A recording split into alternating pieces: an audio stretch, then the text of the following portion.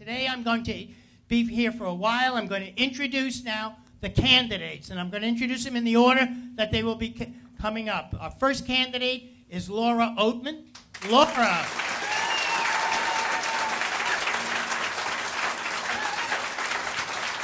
And our next candidate coming up is Harley Ruda. Harley.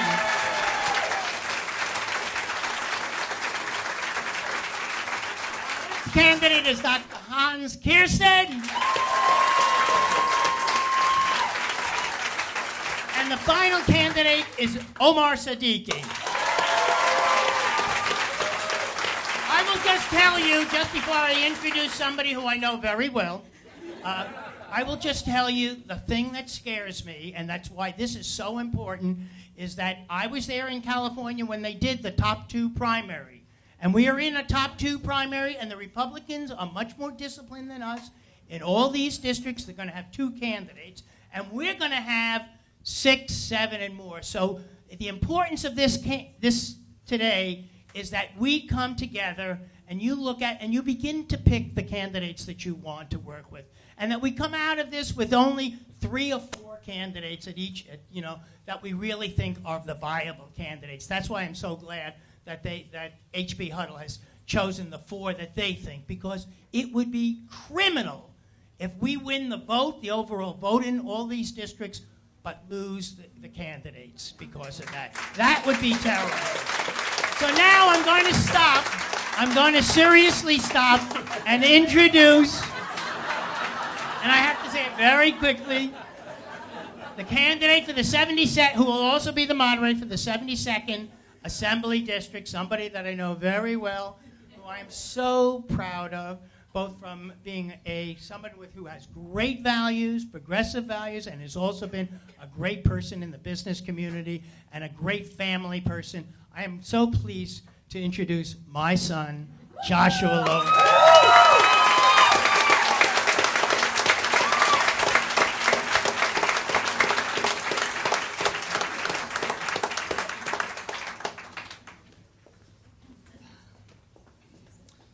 Okay, thank you, everybody. I'm going to be very brief so we can get to the candidates. First of all, I want to thank Congressman Alan Lowenthal. Everybody, Congressman Alan Lowenthal.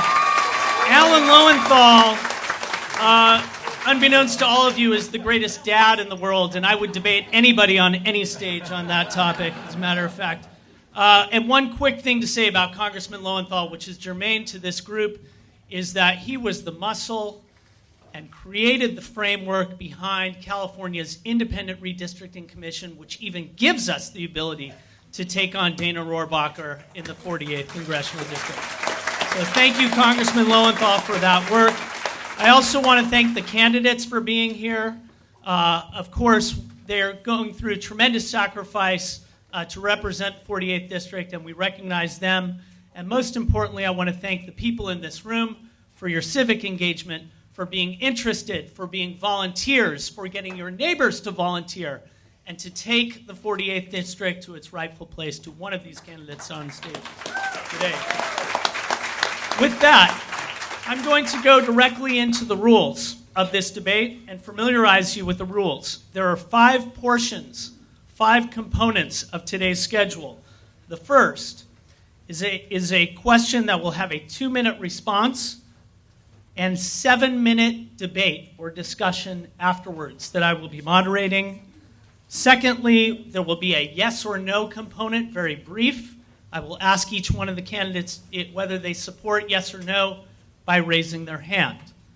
Thirdly, there will be another 4-question segment, this time only 1 minute for response, and 5 minutes of discussion afterwards. And finally, in the 4th part, there will be a short answer, fill in the blank. The 5th component is a closing statement. The goal of today is for each one of these candidates to differentiate themselves. This is not a forum. They do not have the opportunity to provide a stump speech that they would normally give at candidate forums or at speaking engagements throughout the district. It is specifically for them to differentiate themselves between the other candidates on the stage. I'd finally like to say, to reiterate, audience, please hold your applause. All you will be doing if you applaud is taking time away from these candidates. We want to hear their message. And with that, candidates, I wish you good luck. Thank you. Thank you. The very first topic today is on women's issues. You are all business people. As CEOs and industry leaders, what have you done to promote women's careers and advancement in leadership roles in your businesses? If elected, what specific legislation would you introduce to ensure that everyone can thrive in an environment that is free from discrimination? Mr. Siddiqui, we will begin with you. Good morning. Thank you, everyone. My name is Omar Siddiqui, and I'm running for Congress in California's 48th District against Dana Russiabacker.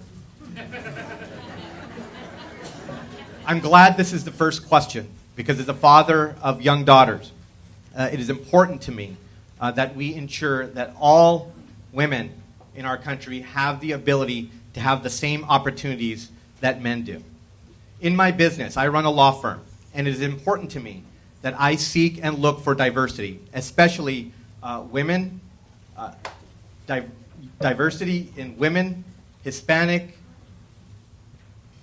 The problem that we have now is that a woman's right to choose is at risk.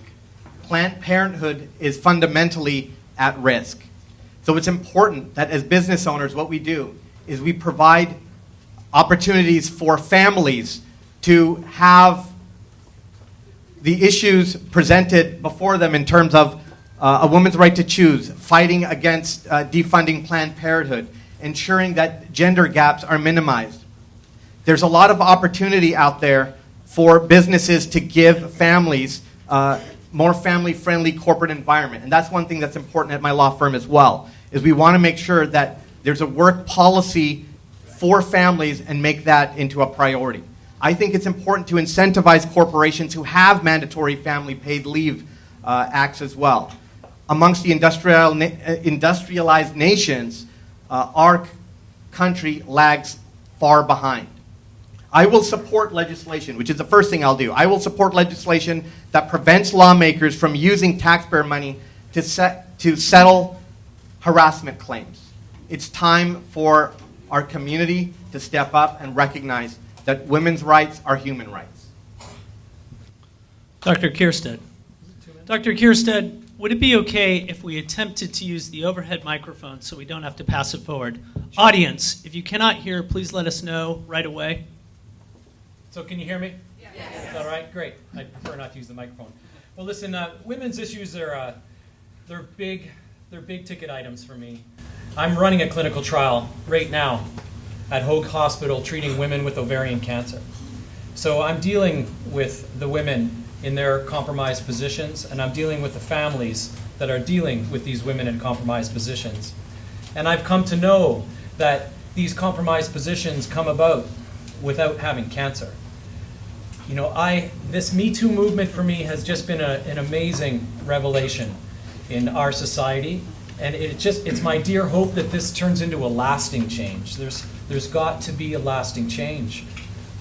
What's happened with equality in the workplace and votes, etc., it's due to their activity. It's not due to men like me standing up as much as it's due to them. And we've made a lot of progress, but we've really got to keep that pace going. You know, I see that 1 in 3 of the murders in this nation are women, and that most of them have experienced domestic abuse. So 3 women die every single day because we haven't closed the background loophole. And that is something that we can be easily fixing and not arguing about. It's a nonpartisan issue. I have more than 50% of my employees are women. I keep it there. I do current training. I have compensation for the man or the woman and great flexibility in their work hours during anything like pregnancy that introduces different challenges for women that men don't have. Your experiences are different. We need you in leadership positions, and we need you telling us what to do. I will make Congress a safe place, and I'll replicate those laws throughout the nation for all industry. Thank you. Mr. Ruda. Hi, my name's Harley Ruda. Thanks for coming out on a Saturday morning to attend this event. Thanks to HB Huddle and all the volunteers who put this together. It's truly amazing. Josh, I really want to answer your question as stated, as far as the work environment that I've been involved in. I've had the privilege of starting dozens of companies, everything from early stage to large companies. In fact, the largest company I managed at one point was almost 10,000 individuals. And I'm proud of the fact that every executive team I've ever been involved in my industries was dominated by women executives. The same thing in the mid-level management. And I'm also proud of the fact, as I sit here today, 2 of the largest franchise systems in the world that are headed by women worked for me, and I had the privilege of working with them before they took on those jobs, and I'm thrilled that they were able to take those jobs and make a difference in the lives of homeowners across the world. I am a true believer that the movement that's going on right now is exactly what we need. We have to bring parity and equality, not just in women's rights, but all minority rights. And the fight that's going on, not just in the halls of Congress, but in Hollywood and companies across the USA, should have been done a long time ago. And even though we don't have an amendment representing women's equal rights, we have the opportunity in Congress to make that difference by supporting legislation that recognizes the right to equal pay, the right to equality, and celebrates our diversity. And I'm committed to doing just that. And then finally, I would say this. I'm a father of 4. I've been married for 27 years. And my daughter, I have 1 daughter and 3 sons. And we have raised our 3 sons and our daughter to fight for equal rights and to call out sexism whenever and wherever they see it. And I think we can pass all the legislation we want, but we also have to fight to change the minds of individuals to support diversity and women's rights. Thank you. Ms. Oatman. I think this is a subject I can probably speak to pretty well. You know, I got out of college in 1983. Louder. Can you not hear me? Okay. I got out of college in 1983. Huh? Do I need mic? Use the mic. All right. Is that better? All right. I think I can speak to this subject pretty well. I got out of college in 1983 with a master's in architecture. I was hired at about 2 or 3 days apart from another young man, friend of mine, both hired for the exact same position. We were in a small architecture firm and kind of just doing all of it from early design all the way through construction administration. I found out about a year later that he was hired for $10 an hour and I was hired for $6 an hour with an even higher educational degree. So this speaks to me personally. Equal pay for equal work is something that I will fight for when I get to DC, and I will fight for all of us women. That's half of the equation. The other half of the equation that's currently under attack by the current administration is women's reproductive rights. And reproductive access equals equal rights for women. So when I get to DC, I will do everything I can to stand up to this backwards administration that is threatening to take us all backwards, slowly but surely, step by step, taking away reproductive access. So I stand strongly and firm with Planned Parenthood, and I will do everything I can, both locally and in DC, to defend our rights to reproductive choice. Oh, I've still got longer, gosh. So, you know, the solution is to get to DC and fight for, against some of these Supreme Court justices that they are putting in place to, again, take away our rights. Certainly would look to fight for that Lilly Ledbetter Fair Pay Act, support the Fairness Paycheck Act. And when I get to DC, I'm really looking forward to joining that group of nasty women in the Congressional Caucus for Women's Issues and working with other women to fight for all of us and all of you. Thank you. Candidates, now we enter the debate component of this question. I would like it if you could be please be courteous and please do not monopolize the time. There's 7 minutes for overall debate. You should be commenting on anything that any of your fellow candidates have spoken about or anything you know about their campaigns and history. I would note that of the 4 of you, only 1 of you answered the question specifically about what specific legislation would you introduce that everyone can thrive in an environment that's free from discrimination. If you want to make a statement, please just raise your hand and I will recognize. I'll start. Hans? I failed to mention another piece of the legislation. Chair?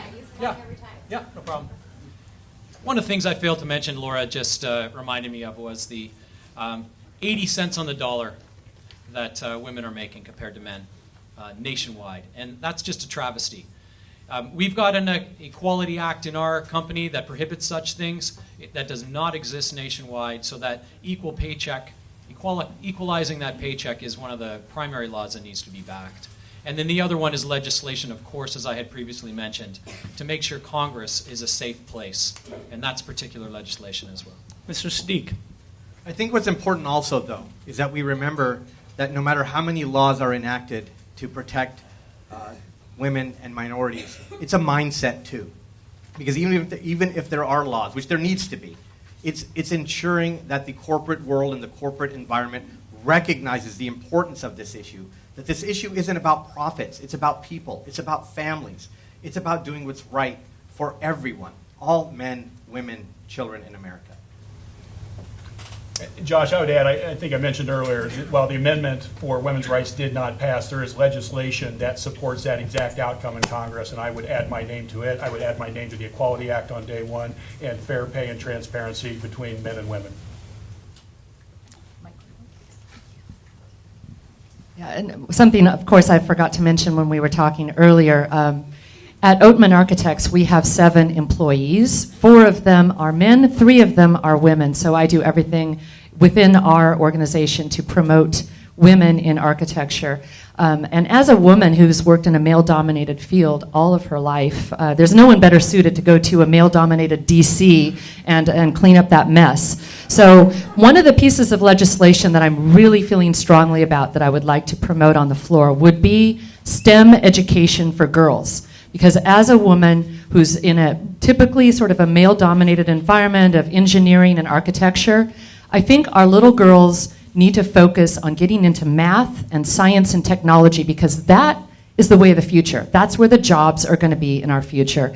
And oftentimes, women and little girls are not sort of trained or taught to go into those roles. They're steered into other areas. And so I would like to see here locally in District 48 STEM education in all of our, starting in grammar school and high school. And that's something I'll be fighting for. Hans? Thank you. One of the, on the topic of education, one of the things I came to know as a professor for 15 years at the University of California, Irvine, and having a 15-year partner who did a master's degree in women's equality in education. So she looked at women going through the educational system in biology in particular, and she found that the field is dominated by women in its early stages, and women are a minority in its leadership, and that the transition is directly due to child rearing. So I would like to see not only laws put into place, but protections in the workplace that honor women, that allow them to debate and change their own rules. There is no sweeping law that we can make to this nation that's going to account for every single company's nits and picks and individuality. We need the women in those places to have a forum so that they can say, no, in this particular discipline, rearing children is a huge particular detriment to us, so we need something unique. So we do have to grandstand that type of forum to allow people to be individual. Omar and then Harley. Thank you. As a trial attorney and operating a very successful law firm and also serving on the Loyola Law School board, it's important to me that I bring in and help lift women and minorities who are trying to make it into the legal field. As many of you can imagine, the legal field is very dominated by men, and especially in the world of litigation and trial advocacy. About a year ago, 2 years ago, there was a student who wasn't able to get a job. She was Latina, she did well in school, but she interviewed, but she just wasn't getting it. And in her opinion, it was obvious she wasn't getting it because she didn't look like the typical lawyer. So I gave her a chance, and I implemented policies to ensure, not only at my law firm, but also at Loyola Law School, that what we're trying to do is that we're trying to support women and diversity throughout the legal system as well. Because the way I look at it, if we lift up those who are in need, we all rise together. 2 points. There's been a little bit of discussion up here about STEM. I actually use the term STEAM. I bring in the letter A to represent arts and architecture. And it's extremely important that that be a part of the discussion as well. And I hope we talk about higher education and all education in general, because STEAM is not just a women's issue. It is a workers' rights issue. It's an education issue. It is lower socioeconomic levels, access to higher education issue. And the second thing is I do want to touch on reproductive rights. We are the only developed country in the world, and one of the few countries of all countries in the world that do not offer maternity leave. Standardized maternity leave. That has to be a part of our health care going forward, and it also has to include paternity leave. What Israel does is pretty interesting. They provide a set number of weeks, and the couple, whether it's same-sex marriage couple or man and wife, have the ability to determine how they want to divide those hours. They can take them simultaneously. They can have one take more than the other, and I would like to see the United States move in that direction as well. Thank you. That concludes that first question. Candidates, nice job. We move on to the second topic. This one is of the environment. Candidates, where would you allocate funding and support legislation to expand clean energy and reduce carbon emissions? Hans. Have the microphone? Sorry. You know, the environment and environmental protections are nothing less than a matter of national security. We have seen headlines, and we've been following headlines on, and they are deservedly so, headlines like Trump lifting federal restrictions on oil rigs off of our front doorstep here. But I think that one thing we're forgetting with the environment is that deeper look, that unemotional, scientific analysis of everything that's going on at that time.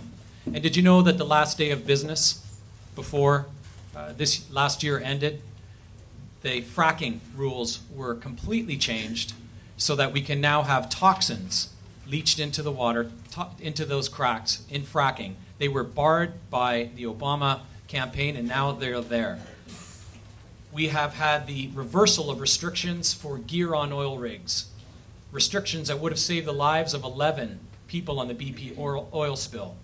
We've had a lifting of all sanctions and protections against 1 million birds, migratory birds that get killed every year due to oil wells. And we have had the reissuances of licenses that were stopped under Obama for putting new mining into parks.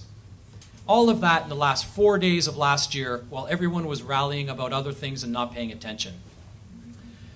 We need to bolster the Clean Energy Act. We need to return to where we were under Obama and also close every single one of those atrocities that's been thrust on us by Trump. It's an attack on our economy, and it's an attack on our children and their way of life and our very beaches here in our district. Thank you. Harley. In my speeches, town halls, candidate forums, I talk a lot about the issue of climate change. I believe it is the greatest issue facing not just us, but our children, our grandchildren, and generations to come. And the reason is because climate change is insidious and slow moving. And the long-term impact is beyond calculation. For example, where we have built our cities, our homes, and our farms are all based on predictable weather patterns over the last 1,000 years. And if you change those predictable weather patterns by the pollution that we are creating, everything we have built, again, our homes, our cities, our farms, become obsolete. This is an infrastructure problem beyond calculation. So we have to recognize that there's a great problem. But as all great problems provide great opportunities. And I believe there's a great opportunity for those who solve climate change issues. They will create industries, new jobs, new wealth, and new impact across the entire world. And there's no reason that Southern California can't be the hub and the leader of clean tech and clean energy. especially if you have a congressperson who's willing to take that on and make that a nexus of what they're trying to achieve, which also means bringing back dollars, federal tax dollars paid by Orange County back to this area. And I will tell you in Congress, I will fight to make this district and Southern California the leader in clean tech and clean energy. In addition, we have to make sure we get the right incentives in place. We currently have $60 billion in incentives for fossil fuel industries, but virtually nothing compared to that for clean fuel opportunities. So we've got to change that, because solar and wind created 70% of the new energy in our country in 2016. 0.2% was created by coal. We're focused on the wrong things, and we need a new president, we need a new Senate, we need a new House to be focused on the right place. Thank you. Laura. This is the reason I am sitting up here today instead of being out there having a nice walk on the beach with my dogs. This is the reason I am running for Congress. Climate change is the biggest existential threat of our lifetime, and the reason I am running straight up into the federal level is because it needs to be addressed at the federal level. It needs to be addressed locally, sure. We can do all we can here locally in our district, but we need to address it at the federal level. The day after Trump's inauguration, the climate change page disappeared off of the State Department website. I was at the Women's March in DC at that point, and I was surrounded by hope and joy and enthusiasm, but when I saw that, I was just filled with a sense of dread. It was terrifying to me to see that this current administration does not believe in science and puts people like Scott Pruitt in charge of our future and our children's future. You know, I grew up in LA pre-EPA. I remember my lungs would hurt so badly when I would come in after a day playing outside and up in the hills. I remember the oil spill in Santa Barbara in 1969, even though I was only 9 years old at the time. I became a very strong advocate for the environment for my entire life, mostly because I did grow up in this environment here in Orange County. So when I get to Congress, when I become your Congresswoman, I am going to fight to create a renewable green energy revolution. This is going to be a huge master plan. We need to look at it from a very holistic space. Basically, if we can work on the biggest piece of legislation that our minds can even conceive of. You know, Bernie Sanders put something together last year. It was called 100 by 50. They were going to go 100% off renewable energies by 2050. We don't have that kind of time. We've got to do it a lot sooner than that. So I'm going to get into Congress and I'm going to start pushing to get off of all fossil fuels by 2030, and I've got to stop. Thank you so much. Omar.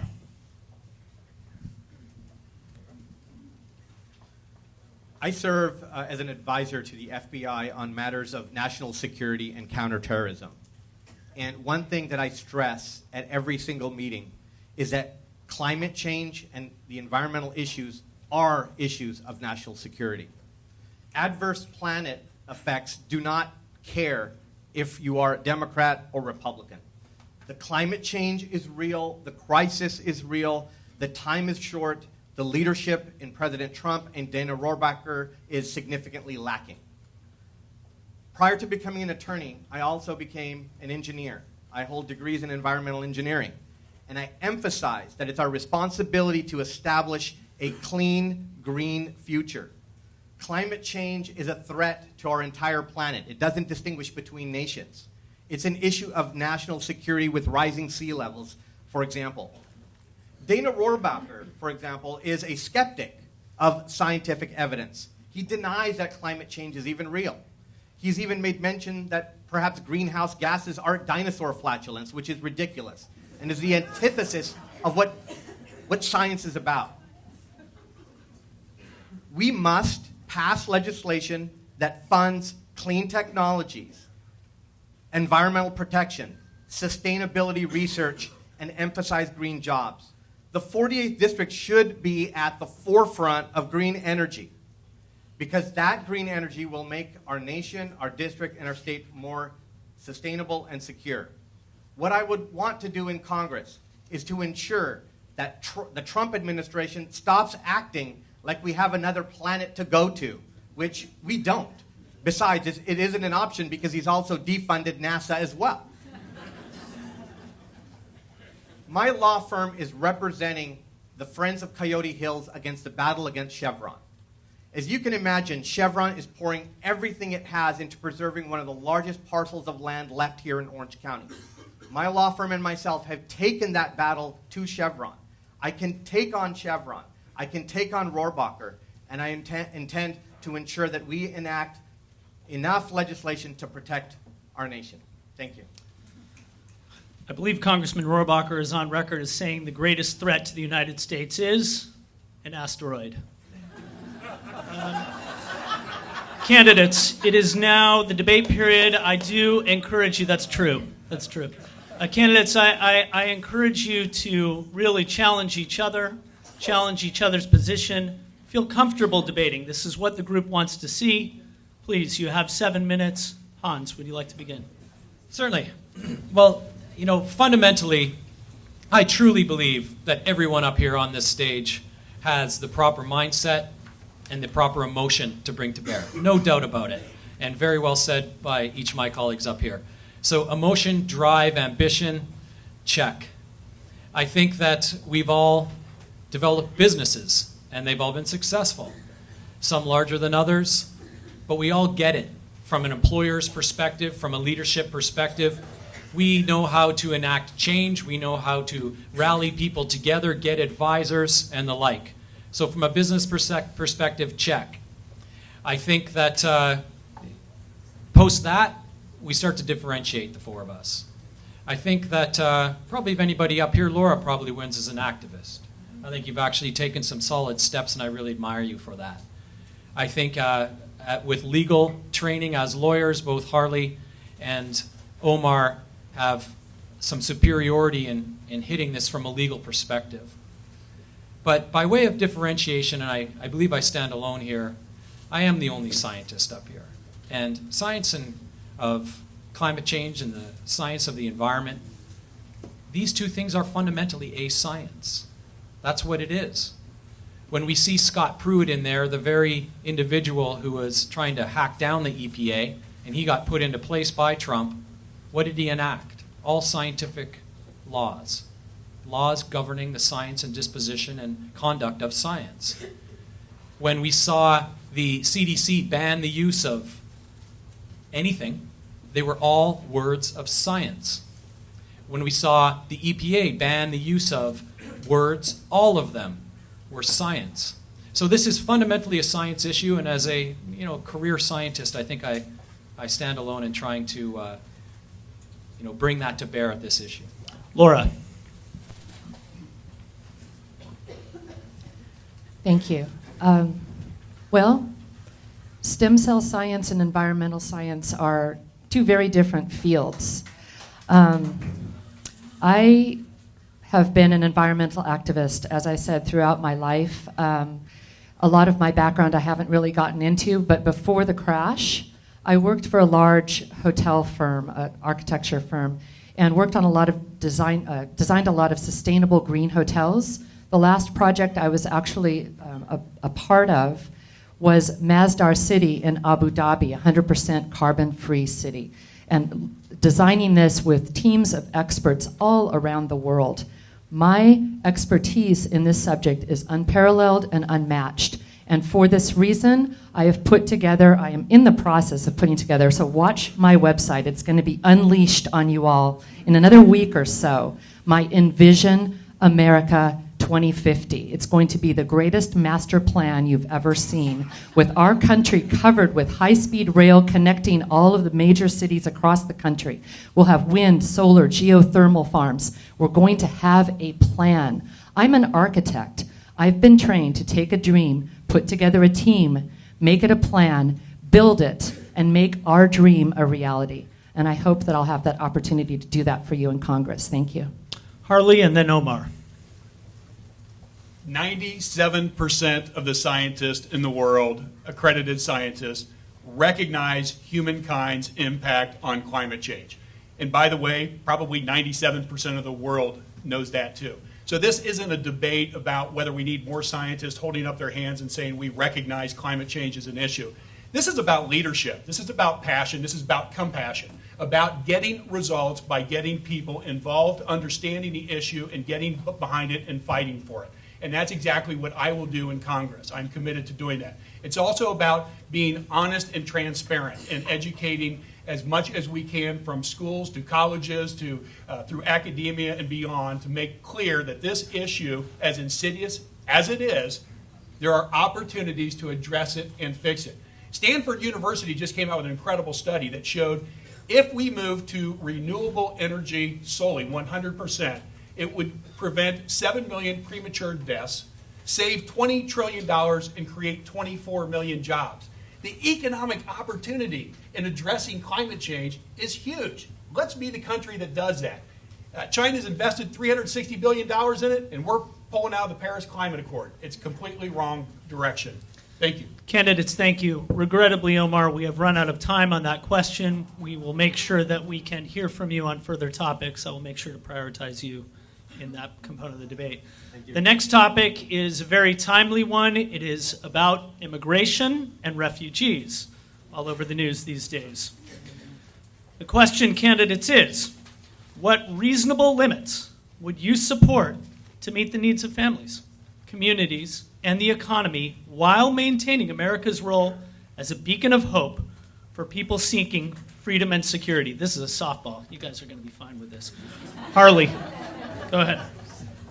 Well, it is a complex issue. And again, in town hall meetings and these forums, I have been very consistent supporter of Senate Bill 744 that was passed the Senate in 2013 with a 63-32 pass rate with bipartisan support. And that bill addressed lots of issues, including DACA and the Dreamers. It addressed the 11 million undocumented workers in the United States. It addressed border and port enforcement and control. And it also addressed the desire to increase the number of visas available for those with the experience and technical abilities that would fill needed jobs here in the United States. That bill went to the House of Representatives.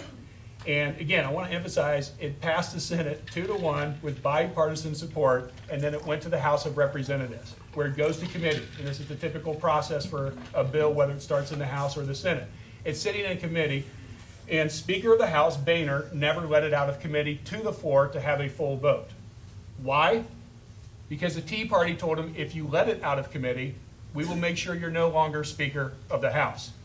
And that's what's wrong with Washington. We need common sense for common ground. We need to work with each other and folks across the aisle to find the commonality, to find the support, find the common sense, and bring forth what our country wants. Our country is tired of the bipartisan politics. They're tired of party first. They want country first. And I'm committed to doing just that. In that bill were several key provisions, and that was a clear path for Dreamers being allowed to stay in the United States. In addition, a clear path for the 11 million other undocumented workers that had nonviolent felonies, and also addressing ports, not just the border, but half of the people that are in the country illegally right now came through our airports. So it was also addressing that issue as well. And again, while it's not a perfect bill, I support it. Thank you.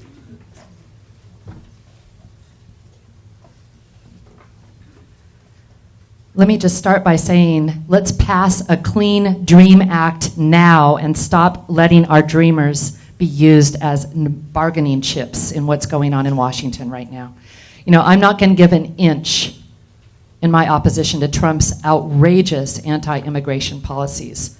Ideas that he spouts about this total and complete shutdown of Muslim immigration, deporting all undocumented immigrants. These are just totally go against the values of what America is all about. And I'm going to fight when I get to DC for compassionate, comprehensive, immediate immigration reform with a path to citizenship.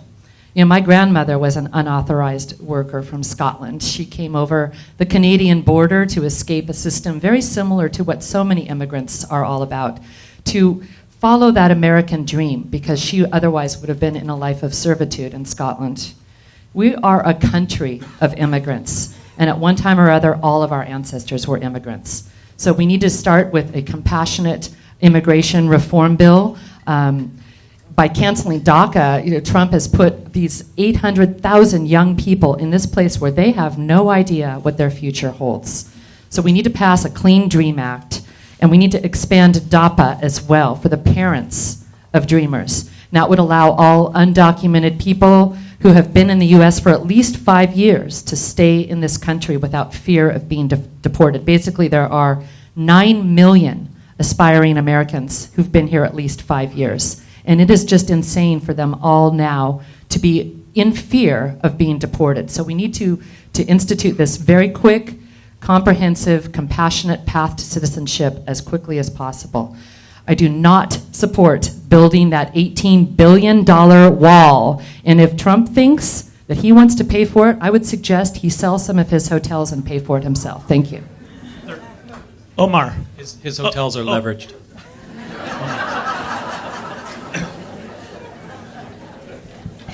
Wasn't your turn, Hans? But they are leveraged. Thanks. America is a nation of immigrants. Immigration is near and dear to me because my father and mother are both immigrants. I was born and raised in Orange County all 46 years of my life, but not a day goes by that my parents do not remind me what opportunity our great nation has afforded our family and how I am fortunate to be in the greatest nation on earth. Martin Luther King said, "We may have all come on different ships, but we're in the same boat now." And that means whether your ancestors are a generation ago or 10 generations ago, we're all in this together. What I want to do is I want to support comprehensive immigration reform, which includes protecting our dreamers by providing them legal status. The DACA needs a clean path to citizenship. That is who we are as a nation. As an engineer and a scientist, I prefer to build bridges, not walls. I don't support the wall. The wall doesn't solve our problems. But if we're serious about this infrastructure, what we need to do is spend money in ensuring that illegal immigration has an avenue to bring those who are contributing to our country, who have dedicated their lives to our country, like the Dreamers in DACA, and make them fellow Americans. I oppose the travel ban. Refugees should be welcomed to our country. That is what our country is about. Everything that President Trump has said over the last few days and the vulgar things he said, he's offended about 1.5 billion people on the planet in less than a week. And when I was troubled by this, my father reminds me, don't forget, Trumps come and go, but the plaque on the Statue of Liberty will always stay. Give me your tired, your poor, your huddled masses yearning to breathe free. Thank you. Yeah. You know, well said, Omar. Really, very well said. You know, I have just been abhorred by President Trump's outbursts over the last few days. It's just been absolutely nothing short of abhorrent. And it has been a continuation of the way this individual has acted over this year in office. This is not a small issue. It's a very, very big issue. But if we just look right here in California, you know, it's also an economic one. So yes, we need to have a path to citizenship. I'm also a very fervent supporter of this. And yes, DACA had me on the front lines waving signs in Huntington Beach in front of Rohrbacher's offices. So I am right there with you, everyone.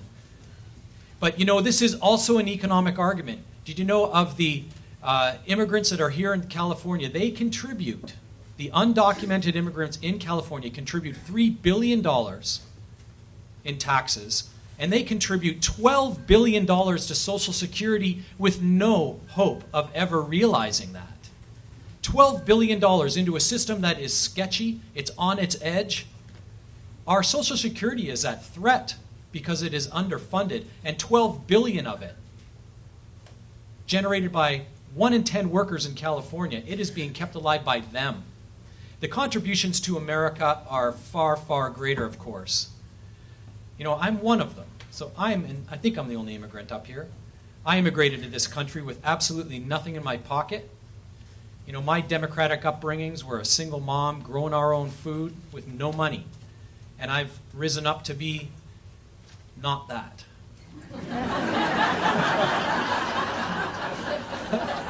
I'm very proud of what I've done. I'm very proud of what I've done, and I will just stand damn strong, making sure that everybody's got that opportunity. His attack on immigrants is nothing short of an attack on our economic prosperity and our values. Candidates, we now move to the discussion portion. Harley. So the big question, we had the thought of a Clean Dreamers Act.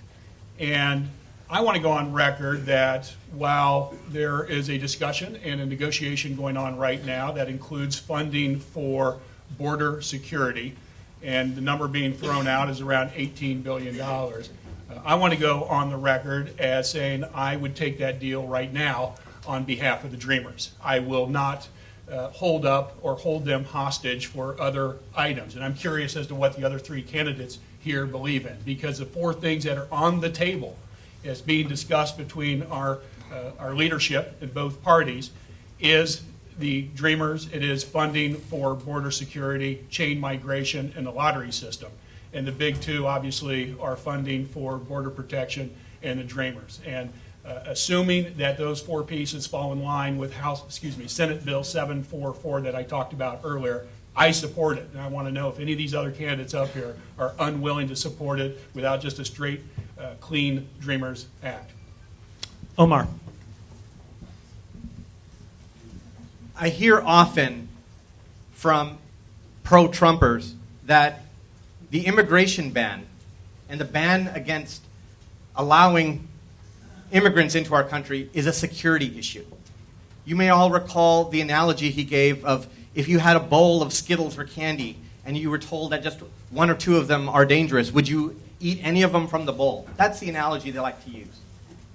The problem with that flawed analogy is it fails to recognize that the nations that Trump is trying or has banned are nations that are not part of the 9/11 act of terrorism against our country.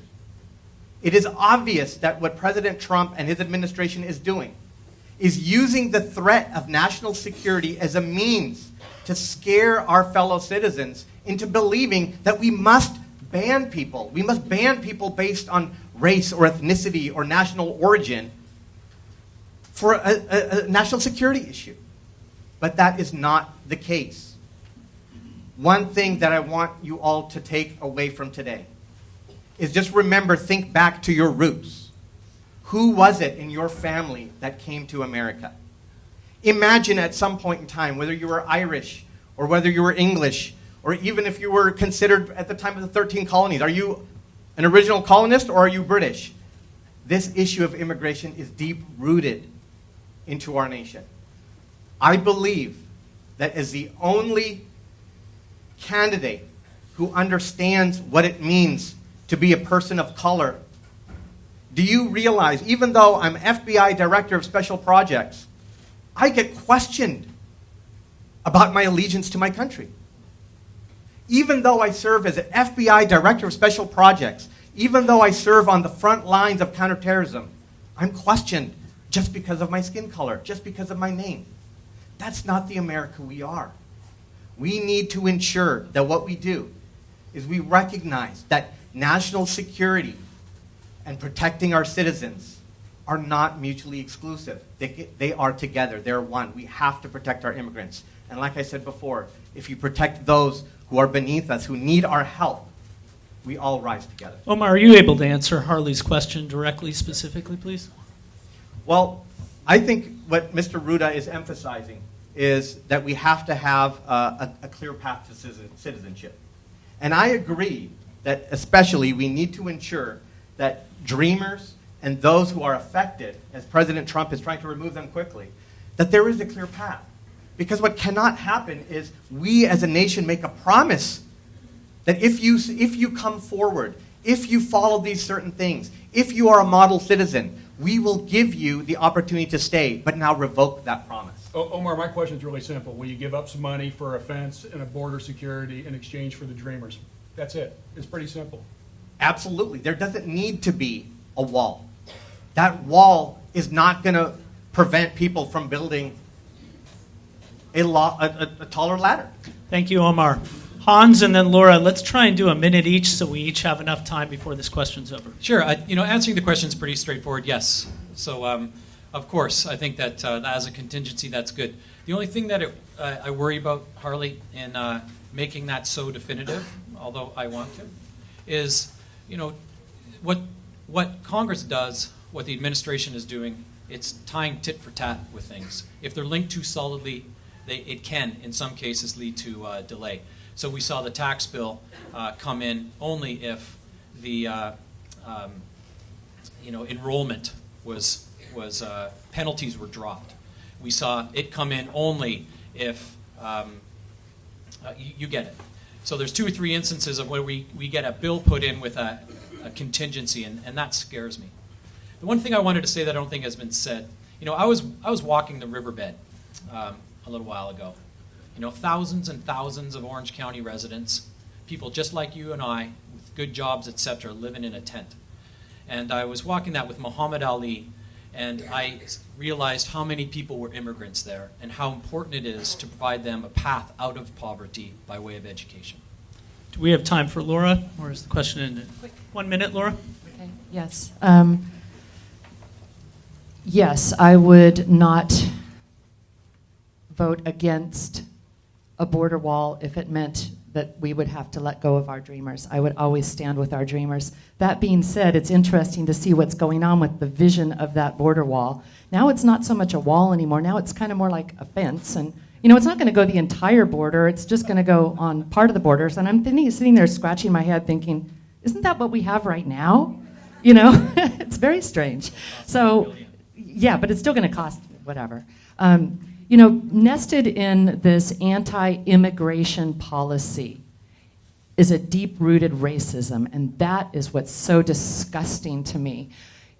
Having grown up in Southern California, I love and embrace our diversity, and in fact, I love the fact that we are this Asian, Latino fusion culture here that is so cool, Persian, Arab. I think it's great. So we need to bring in more people and welcome and embrace that diversity through immigration, not be against it. Thank you. Unless, of course, you're from Haiti. Oh, yes. Denmark is okay, though, right? Candidates, Denmark's you're doing a wonderful job. Ladies and gentlemen, don't you think we have wonderful candidates here? They're all doing such a good job. Candidates, we now get to the last question in the 2-minute long portion of this debate. The topic is foreign policy. The question: Congress must authorize an act of war. What red line must be crossed for you to go to war with North Korea or Iran? Please be specific. What red line must be crossed for you to go to war with Iran or North Korea? Answer the question specifically. Laura. Wow. This is a tough one, and of course I get it first, right? The red line. We have to be very careful about red lines. Oftentimes, we draw these red lines in the sand, and then they're crossed, and then we don't do anything about it, and it weakens our standing in the world. America has always been the leader around the world in terms of its moral standing, in terms of its leadership, and we need to regain that moral ground again. In less than a year, Trump has managed to destroy that standing. So we need to get a brand new Congress in there and bring that back. My red line, let's see, Iran, that's a tough one. Right now we've got some students there that are rioting in the streets and fighting against that regime. It's very different than the Green Revolution that occurred there in 2009. I watched that with great interest and great sympathy. There's something strange going on there now in Iran where Trump is actually siding with the students, so I'm a little hesitant to take a side there. But I would say that the red line in the sand for Iran would be if they started to really go after those kids, really go after those students with chemical warfare or other sorts of things. North Korea, right now we need to take the telephone or take the Twitter away from Trump and get him to stop tweeting about the size of his button. You know, it's just, the red line in the sand there would obviously be if Kim Jong-un turned his weapons on any of our allies in that region. And I'm very afraid, with the current rhetoric that's going on in Washington, that that very well might happen. So that would be the red line for me. Omar. As an FBI advisor on counterterrorism and national security, I can tell you that this is an issue that I discuss almost on a daily basis. Having worked and met with FBI Director Comey, having conversations with President Obama, and brainstorming sessions with CIA Director John Brennan, I can tell you that there cannot be one red line because each circumstance is different. Each circumstance warrants a unique response. But what I can tell you is what I have discussed with President Obama and what I have discussed with Director Comey is that when that time comes, we need leadership that knows where that red line is. We need leadership that understands that diplomacy has to come first. Not a tweet, diplomacy. I happen as an attorney to represent the individual that shut down President Trump's Twitter account a couple months ago. And you can imagine that President Trump looked at that as a national emergency. What's not the red line is that there's a North Korean dictator who's developing weapons to threaten our country. We have to be very cautious on where that line is. Right now, President Trump and Dana Rohrabacher are the national security threats. Right now, it's a dangerous world, and we need someone in Congress like myself. I'm the only candidate who understands national security and is well-versed in diplomacy, has worked with the intelligence community, and is ready for this job on day one. Because I understand issues of immigration, women's rights, LGBTQ plus rights. They're all important. But what affects all of us at the end of it is the issue of national security. You were asking for specific answers. That's right. So North Korea. I've thought a lot about this, talked to a few people about it. It's a very tough question without greater context, of course, because everything like this has to be taken in much greater context. An active war is nothing to be taken lightly. But I think the red line for me in North Korea would be deployment and explosion of a warhead on either our allies or our territory in Guam.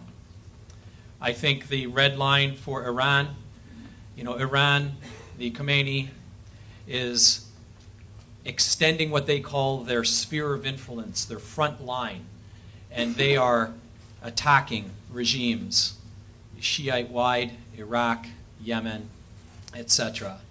And I think it would be a declaration of open war against an ally there, in which we would then join it. I do think that we need a well-funded, well-structured defense system here. But I'm not talking about expanding it. I'm talking about contracting it and tuning it. Do you know there's a phenomenon called brass creep, where higher-end brass, like generals, etc., get promoted over time. We have 3 times the number of generals right now than we did during World War II. A lot of them are working in Congress, apparently. We have contractors that are down from 10x the market to 3x the market. So they're making 300% more than anyone else. I really agree with one of those generals, General Matisse. He said, The day you stop funding the State Department is the day that I need to buy ammunition. We must empower, not destroy and rip apart our State Department like President Trump is doing with people leaving en masse. We need to restore that. To answer your question, an act or immediately impending act of war against the United States or its allies would require us to take immediate action. The reality of the world we live in right now with President Trump is that the problem and likelihood of an unintended geopolitical crisis occurring has never been greater since the Cuban Missile Crisis in the 1960s. And to exasperate that, a lot of people may not recognize that you know that we have first strike capability with the President of the United States, as well as retaliatory nuclear strike capability with the President of the United States. And that needs to change. The original purpose of nuclear strike capability was if there was an impending act. So in other words, missiles are flying towards the United States. You can't exactly convene Congress to have an act of war declared on the country who's sending the missiles. And that was right to give the President of the United States the singular authority to retaliate. But we need to take away from the President of the United States, any president, especially someone as unstable as the current president, the ability to launch a nuclear weapon in a first strike capacity. Has to be done. In addition, we need to reestablish the State Department. Rex Tillerson isn't cutting it. We have many positions that haven't been filled. The only way best way to avoid war is through diplomacy and a strong State Department.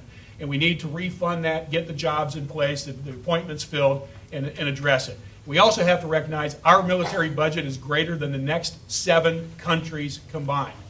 That alone tells us how important it is to make sure we have a well-funded, well-operating State Department working hand in hand. Thank you. Okay, candidates, we move to the discussion period. We heard a breadth of responses here, all of whom put American lives on the line and global lives on the line. I'm curious to hear your responses. Omar.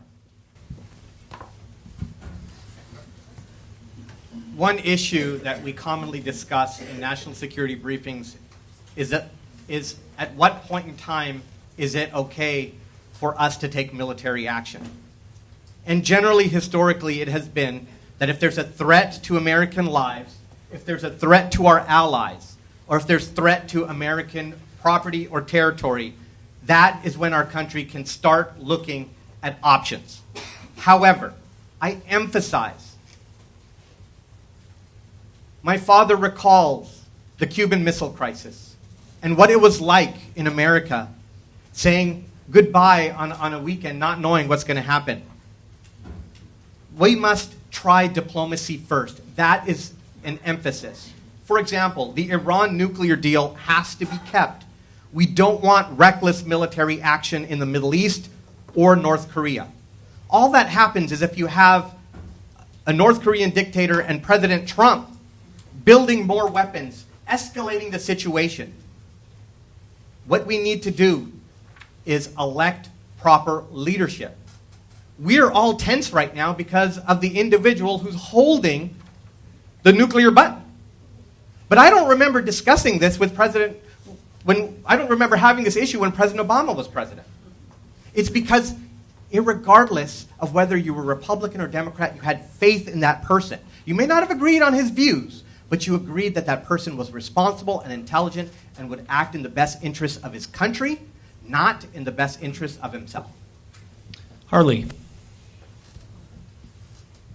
It's worth noting with North Korea that they stopped trying to produce a nuclear bomb for quite some period. If you go back to the 1990s, Bill Clinton sent Jimmy Carter to North Korea to address the same issue we're dealing with right now. And they had the agreed accord between them. The agreed framework was the term. And basically what North Korea agreed to was to dismantle its nuclear power production facility that it was building that could also provide the material for nuclear bombs. In exchange, for the United States to provide technology to build a different kind of nuclear power plant that would not provide fuel for nuclear weapons and provide heavy oil so that they could basically have heat and warmth in their country and meet their fuel needs. The United States did not honor that. Under George Bush, backtracked on that commitment. That is when North Korea reestablished the building of a nuclear weapons. And I think we have to keep that in mind when we try to address this problem. A lot of this is based on faith and trust. And I don't trust North Korea at all. But I also recognize that if you're going to build trust and faith, it has to be a two-way street. And I would hope that we would exercise appropriate diplomacy and the opportunity to do that now, because once war breaks out, diplomatic efforts tend to be pushed to the side for quite some time. Thank you. We're going to go Hans and then Laura, 1 minute each, please. Sure, Then we're out no of problem. time. All of these comments, fantastic comments. I want to make sure that we don't leave the threat of Trump from this discussion. You know, it does take Congress to create war. However, there is a system in place where the president has immediate authority to launch a nuclear weapon, even if Congress has not yet declared a state of war. And that's why the football, the briefcase containing the nuclear authorization, is carried along so that the president with the biscuit, the code, can enact it at any time. That is truly scary. At a point when South Korea had done marvelously in negotiating with North Korea, Trump blows it with this big button nonsense. We have someone there who's unstable, and we need to enact restraints on that individual before something terrible happens to our nation.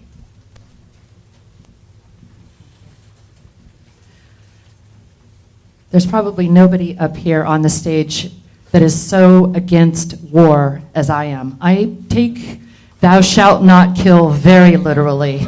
I'm at the point where I can't kill a spider anymore. But don't mistake compassion for weakness. You can be very strong and very compassionate. And I think that's what I will bring to the table when I am your Congresswoman. Now, I love everything that Omar has said, and in fact, when I am your Congresswoman, I think I'm going to hire him to be my foreign policy advisor so he can introduce me to Obama and Comey and all these guys, because I really need to know all these people. And so when we get to D.C., Omar, you're coming with me. Thank you, candidates. Thank you very much. Omar, please. Omar. You got to give me a minute on that. I do. And when I get elected as your congressman, Laura Oatman is going to come on women's issues and the environment. Thank you, candidates. Thank you. We've concluded the 2-minute portion. The 2-minute was 7-minute debate, and now we move on to a much quicker, faster portion. Candidates, this is a yes or no question. I will be reading the question. You will be raising your hand for yes, not raising your hand for no. Very simple. Raise your hand for yes, not raise your hand for no. Candidates, do you believe in any restrictions on a woman's right to abortion? Candidates, should birth control be a mandatory free option under health insurance? Can you repeat that? Should birth control be a mandatory free option under health insurance? Candidates, do you support lowering Medicare eligibility age to 55? Laura, would you like really Oh, sorry. Candidates, would you shut down the government? Would you shut down the government to secure DACA? Candidates, do you support making Dreamers eligible for driver's licenses and in-state tuition? I think that's a California issue. Candidates, should all gun owners be licensed in a nationwide database? Should all guns and ammunition be registered? Do you support net neutrality? Do you support legalized recreational marijuana? With limitations. Do you support a $15 an hour national minimum wage? Plus livable. Plus living, yeah. Do you support school choice? Define school Define choice. school choice, yeah. Do you support school choice? This isn't a debate. I support school choice for non-profit. Your hand should go up, shouldn't it? So I think That's what you're asking. But you got to take out non-profit. These questions were developed by the great H.B. Huddle, so I'm going to stay with these questions to avoid their ire. Should there be for-profit prisons?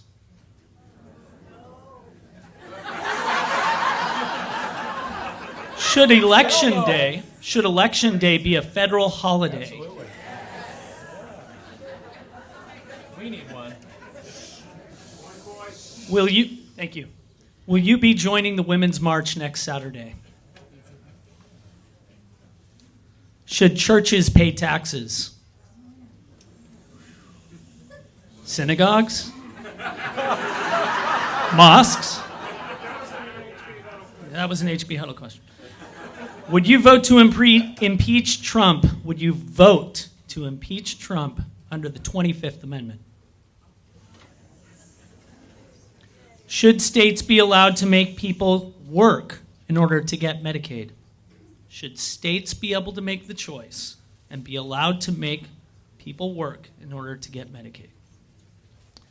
Finally, candidates, do you support term limits for members of Congress? Thank you, candidates.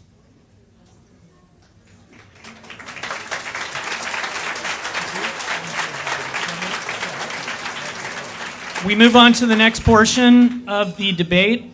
This is a shorter, more condensed version of the first portion.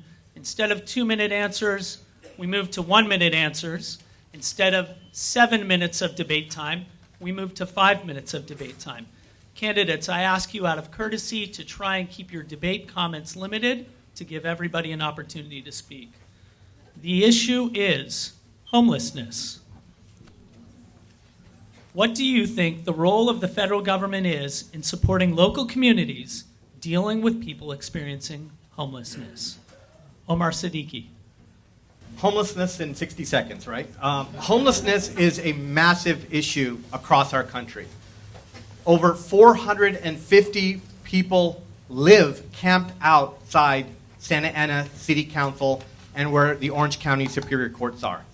There are over 3,200 people in the riverbed. At the federal level, what we have to do is we have to provide more funding for rehabilitation, health care, job programs, affordable housing, halfway homes, and mentorships.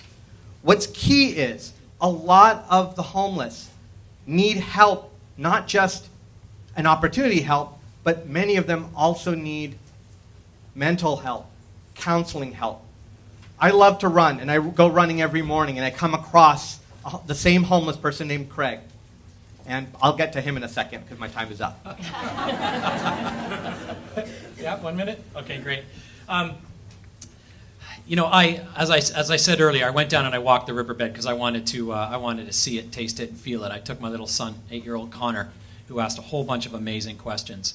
I met Muhammad Ali, one of the most beautiful people I've ever met, a lawyer who's chained himself to things, been dragged away, has a court case impending, trying to protect homelessness. I just was asked, and I accepted, to join the United Way's Leadership Committee Against Homelessness. I met with Andre Bailey, he is the most prominent individual in figuring out what to do about it, and we discussed that. The short answer is money, 60% of the time, is wrongly spent. Transition, leading to full housing, is the only thing that works, and I wholeheartedly support it. We need those 4,800 people in California in homes. This is an issue that's been near and dear to my wife and I for years. In our early 20s, my wife started the first homeless shelter for families because at that time the families would get split up and sent to the men's shelter and the women's shelter. So I'm very proud of the fact that we were able to accomplish that. But this issue continues to grow, and it's a local, state, and national issue. the number one contributor to homelessness in the United States is lack of adequate health care. And that's one of the reasons I am Medicare for All and have the California Nurses Association's endorsement, is because it will help address homelessness by making sure people have access to health care. But this is not just a federal issue, it is a state and local issue. Part of what's driving homelessness in our country, in our states, in our cities, is the fact that there's not affordable housing. And the issue is much worse than just homelessness. Many apartments and homes throughout where we live right now have 2, 3, 4 families living there because of the housing issue we have. It needs to be addressed. It needs to be done in conjunction with local, state, and federal dollars. Homelessness is a complicated issue, to say the least. It is a federal issue, it is a state issue, it is a local issue. And there are more than 600,000 Americans homeless on any given night. And the tragic thing is many of them are veterans. We need to address this in a holistic manner. It's not just something that, let's build a shelter here, let's do a transitional housing there. It needs to be a holistic approach to this problem. And there are 4 things that we can do. Obviously, affordable housing is the foundation. We need to promote and pass the bill H.R. 1661, the Affordable Housing Credit Improvement Act, that was on the floor last year. And then we need to make sure that we have full mental health programs. So that is why, again, I am also for Medicare for All, because that will be a part of this issue. Affordable housing, mental health care, social consciousness, and prevention. Laura, we're going to go straight into debate if you want to continue. Okay. Okay. Actually, Omar went first, then we'll go to you, Hans. Sounds good? Yep. What's key for this question is that we all remember that homelessness isn't just a federal problem, a state problem, or a county problem. It's a country problem. It can't be left just up to the federal government to resolve. The federal government needs better coordination with local government. I hear that a lot from various city councils, that we don't get to see Congressman Rohrabacher. We haven't seen him. Where is he? And that's the issue, is we need a congressman who knows and is attuned to what those local issues are. Sweeping homelessness away or criminalizing doesn't solve the problem. What Craig, the homeless person that I see every morning, says, that what he needs is a chance to be given to rise up, like an opportunity for someone to help him find a job, how to interview for a job. We have a lot of veterans who are homeless. That is not how our country should treat our veterans. That has to be a starting point. One thing that I've initiated at the Federal Bureau of Investigation is a Citizens Academy program. And part of that program is community outreach to focus on issues like homelessness. And that is key. I was shocked to find that 50% of the people living in the riverbed, just around the corner from us here, are part-time employed individuals with standard, terrific mental health. 50%. They've got part-time jobs. It's staggering. There are a large number of individuals. The estimates vary between 20 to 30% of healthcare issues, mental health care, etc. And vets, most of the vets there actually have mental problems because there are some facilities poorly provided for vets, but there's too many vets in there. But it's fundamentally, if you look at the stats, 50% is jobs. We need to do a better job of making jobs in our community. And homelessness is tied like a metric to jobs. And then the second part of it, the healthcare aspect of this, is a big part, 20 to 30%. I am also endorsed by unions. I have very, very honored to have the National Union of Healthcare Workers in hospitals, or hospital workers, I mean to say, and executives at Hoag Hospital, as well as state executives like Bob Klein endorsing me. And then I have an advisory council with the Coalition for Poverty as well as the United Way, with senior appointments on there, looking at this in particular for homelessness.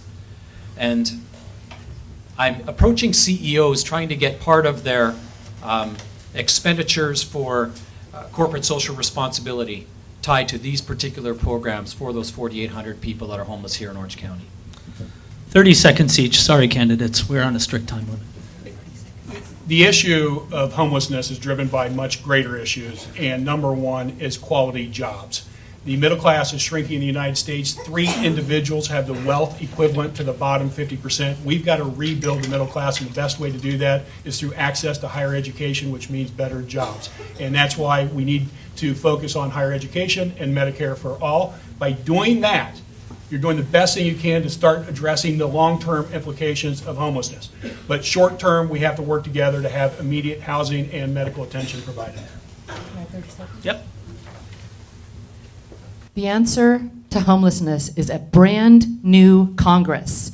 We need to approach this from a very strong perspective. We need to talk about progressive economics. We need to take those taxes, that tax bill that Trump just passed, reverse it, stand it on its head so that the billionaires and the big corporations are not getting all the breaks. We need to talk about education as a human right. We need to talk about health care as a human right. We need to protect our working class with a $15 minimum wage. We need to address this holistically. We need to pass my Envision America 2050 and create jobs and health care and education for everybody, because that's the only way we're going to take care of homelessness. Thank you, Laura. Candidates, just a quick reminder, please, there's 5 minutes total for everybody. I'd like you to stay to the question, respond to each other's responses, and make them brief. The next topic is gun control. This is a very specific question. Do you support the repeal of the PLCAA? The PLCAA, which is the Protection of Lawful Commerce Arms Act. Why or why not? Hans. So gun control is yes, gun control is it's something that has been at the top of everyone's mind, and it's also been the least effective in democratic progress on this issue. It has been primarily a result of having the NRA, not money. There's actually a study done. It's not the money they're putting forward in lobbying. It's actually their ability to rally people to block votes. And we have to get as mobilized as that group. It is exactly what everyone in the audience is doing right now. I love you for doing what you're doing. We need to do that for specific issues of gun control, because that is why we've had so little change. We're not even allowed to research scientifically and get questions on who dies answered.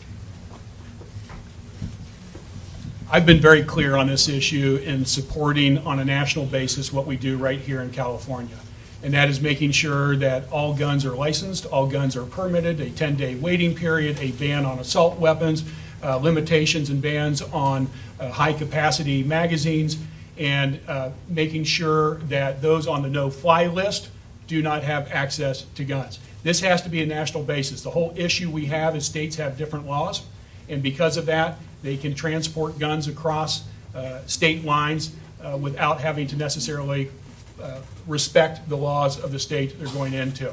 So we need to focus, again, on national database and these items that we have currently in California. By doing that, we would start to address the fact that there's been more deaths in our country by guns than deaths on the battlefield.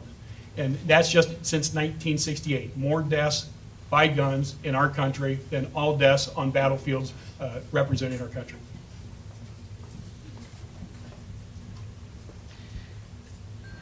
I don't know how many more mass killings we need to witness before Congress actually does something about this. It's time to elect people who are going to fight for common sense gun safety laws. You know, that the Second Amendment is great, but it was written at a time when they didn't have assault rifles. And I think we need to look at this. After that tragedy of Sandy Hook, when all of the Congress people were down on the floor and they were fighting to pass something and nothing happened, it was unbelievable to me. You know, there's one child dies every other day due to gun violence, and this is one of the biggest issues of our time. I would require background checks on all gun sales to prevent guns from getting into the hands of felons and mentally ill. Close those loopholes where people can go to gun shows and buy guns without a background check. promote a nationwide ban on assault rifles and high-capacity magazines, and put an end to this senseless killing. Let's talk gun safety. I'm a gun owner. I respect the Second Amendment. But what I can tell you is our gun laws need massive reform. There are over 300 million guns in the United States, enough for every man, woman, and child in our nation. I can assure you firsthand, from Sandy Hook to San Bernardino and Orlando, I've seen what it does to our communities. What we must do is we have to improve and enforce background checks and screening checks. How is it possible that people who are on the no-fly list can purchase weapons? Preposterous. There needs to be mental health and background check screening before being able to purchase a weapon. We have to research improving safety. If you need a license to drive a car or go fishing, you should have a license to own a gun. We can no longer cower in fear of the gun lobbies, who are more interested in profits than anything else. Candidates, before we get to the debate, is there any of you that can tell us what the PLCAA law is? Harley. It basically eliminated liability for gun manufacturers. Okay, so that nobody could sue a gun manufacturer in the event of a gun death or I did gun answer injury. that question. You did. Forgive me. Please forgive me. Please forgive me. No problem. Can you give me a show of hands whether or not you support that repeal? Okay. Candidates, your passion is contagious on this topic, and obviously we don't need to talk about the PLCAA in debate. I think a better question would be, what is your strategy to either neutralize or include the NRA? Because all of us may have the same feelings about this topic, but there are wonderful Democrats that are elected right now that haven't been able to get there. It's because of the NRA. The PLCAA is because of the NRA. What are you going to do to either neutralize, mitigate, include, get them on board? How are you going to work with the NRA? Well, I don't think you can work with the NRA because... Let's keep it to a minute, folks.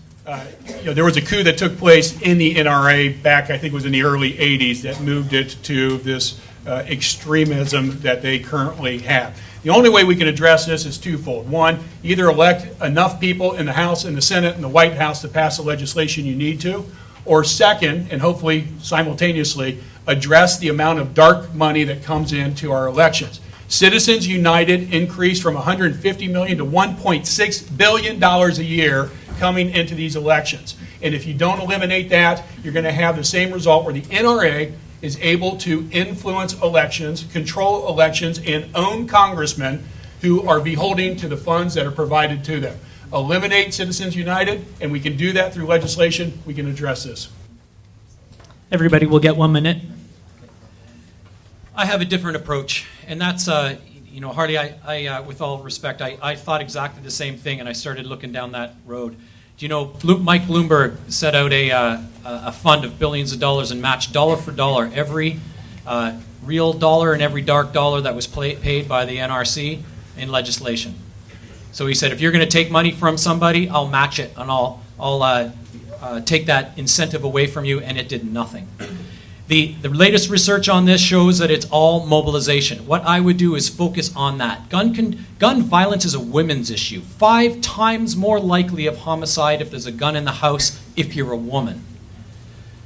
And the other thing is restoring, as mobilization, information. So we need the CDC to be able to research this stuff so we can mobilize you. It's what you're doing now, changing law. It's what needs to be done to change our laws.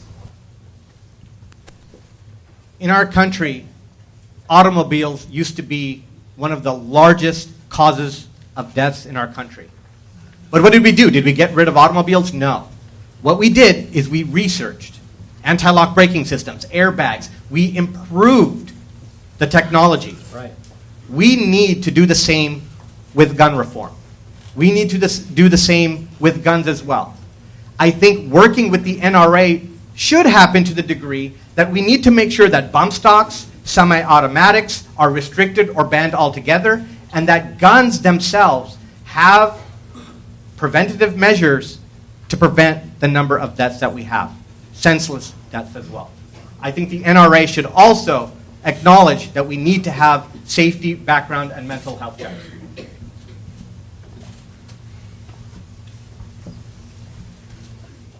Yeah, the NRA is just the tip of the iceberg. Obviously, it's a very big group that funds elections, but we need to look at this again holistically and talk about campaign finance reform and election reform. Free and fair elections are the backbone of our democracy, and right now we don't have free and fair elections. NRA is the tip of the iceberg.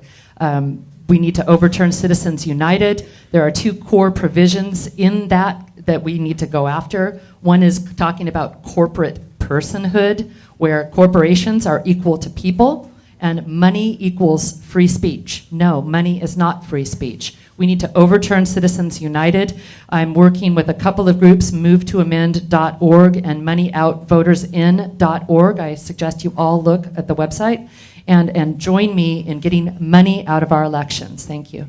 Candidates, we're down to the last two questions. This question is a difficult one. It's about fiscal policy. How do we balance the budget? Pretty straightforward question. Is that What would you be willing to cut to balance the budget? Would you please be specific in answering this question? What would you be willing to cut to balance the budget? Harley, we're going to start with you.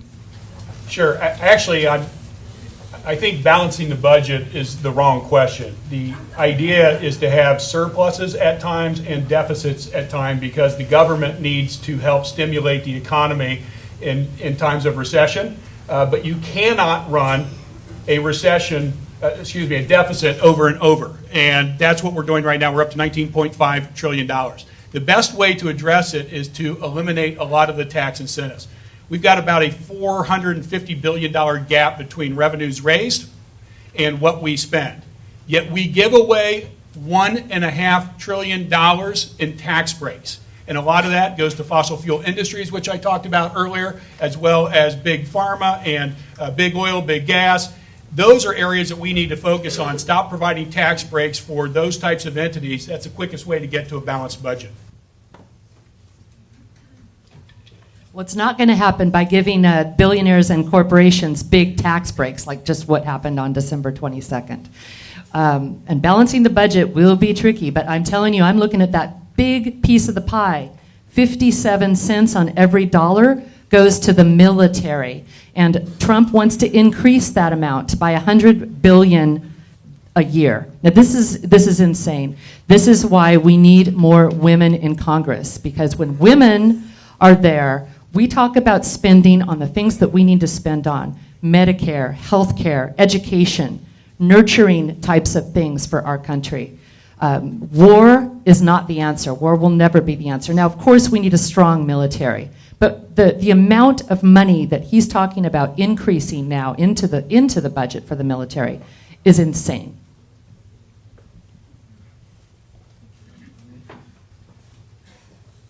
There's several things we can do.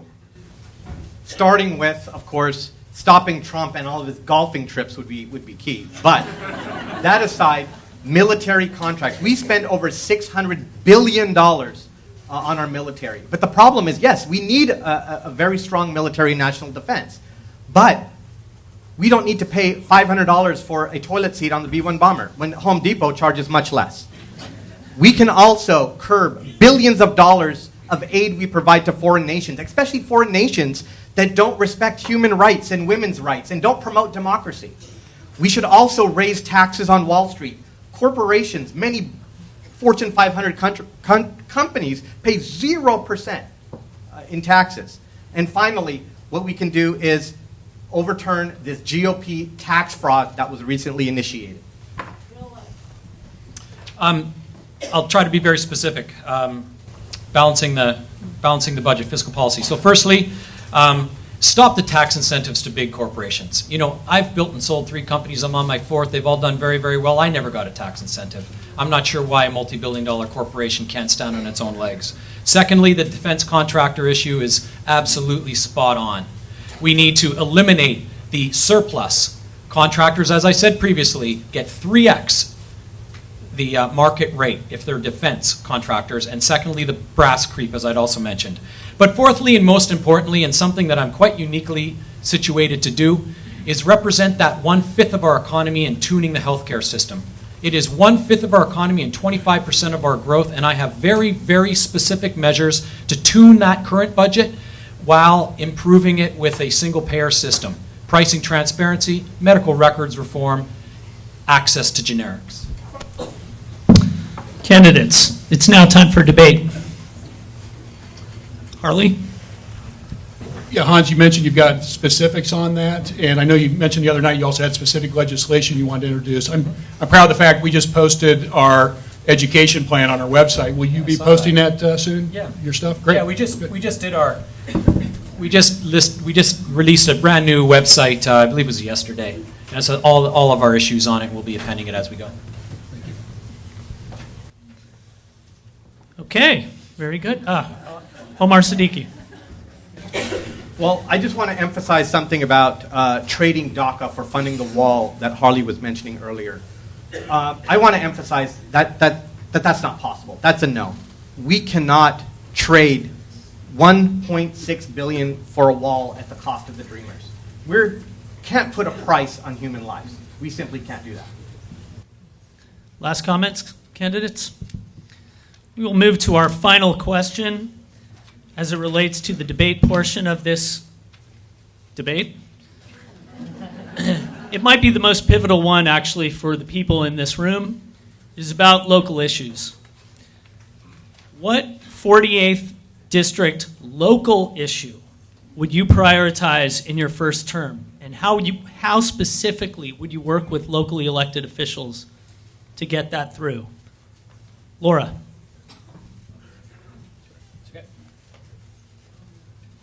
Well, my main emphasis in life is the environment. So everything I do will revolve around that and everything that comes from that.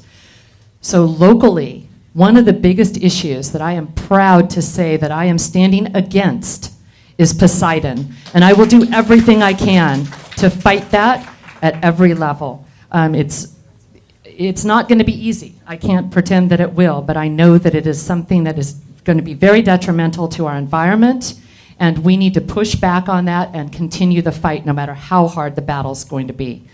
The other thing that I would be looking at, of course, is pushing back on and stopping this crazy offshore oil drilling. The fact that Trump has said, well, now, Florida doesn't have to do it, but California, yeah, right? So he's completely going against California as usual. Omar Siddiqui. I too agree, and especially being here in Huntington Beach, Poseidon is a project that I understand provides jobs. I understand provides an opportunity for water security. But as the project is proposed right now, as a civil engineer, as an environmental engineer, as a scientist, I cannot support it where we are now. Another major problem is homelessness. Orange County needs to help solve this problem. What we'll do with our local officials is, like I mentioned before, is we have to work closely with our city, state governments, and our city councils to ensure that there's enough federal funding to support programs for the homeless. And finally, oil drilling as well. It is such a shock for all of us here in the 48th District to imagine that we're going to have an industrial zone out there on the Pacific. That cannot happen. That is something we have to stop as well. So locally, I have a few things that come to mind. One is in the category of education. I'm a 15-year professor at the University of California, Irvine, and I've led a lot of educational endeavors. So first and foremost, we need the tuition of our educational institutes dramatically dropped, and I'd like to work to do that locally here within our district. And then we also need a system of internship so that those individuals can get jobs while they're working, stay in our community, benefit our community, and lower their costs. I'm proud to say that I set up the largest internship program at UCI just recently. Secondly, environment, certainly offshore drilling must be stopped. And also the addressing federal use of, oil, the removal of restrictions from the use of public lands for drilling and mining. On immigration, I'm going to continue to work with Muhammad Ali and United Way on my homelessness initiatives, and in a general sense, provide access, healthcare, homelessness, education. We've talked earlier about homelessness. That's certainly a big issue for the 48th District. We've talked about climate change and bringing jobs, clean tech and clean energy jobs here. And I would certainly want to join the Environmental Caucus in Congress as soon as I got there to help be an impact in that area as well. We also have missed one key area, and that is sober homes. That is the one issue I don't think has really been an opportunity to talk about that is an issue in all of our communities here. And it's not just here, it's frankly throughout California and around the country. We need to address those loopholes and make sure that those who are in need of help, in need of treatment, are getting quality, proper treatment to meet their needs and not being bilked out of it by unscrupulous sober home owners. And finally, jobs. We've got to focus on jobs and education. Okay, candidates, we're at the final debate component. There are 5 minutes. I would remind you, the question was, how would you work with locally elected officials on these topics that you've named? Yep. If I can, Yes. Go ahead and jump in on that. One of the challenges in Orange County is that you do not have a central form of government in this county. LA, you've got Los Angeles, and most counties have one big city dominating it. Here in Orange County, you've got, whether it's Santa Ana, Irvine, Costa Mesa, Huntington Beach, Newport, you've got lots of wonderful, strong cities. But the key is to get those cities to work together in partnership, also trying to work together to attract state and federal money to address these issues.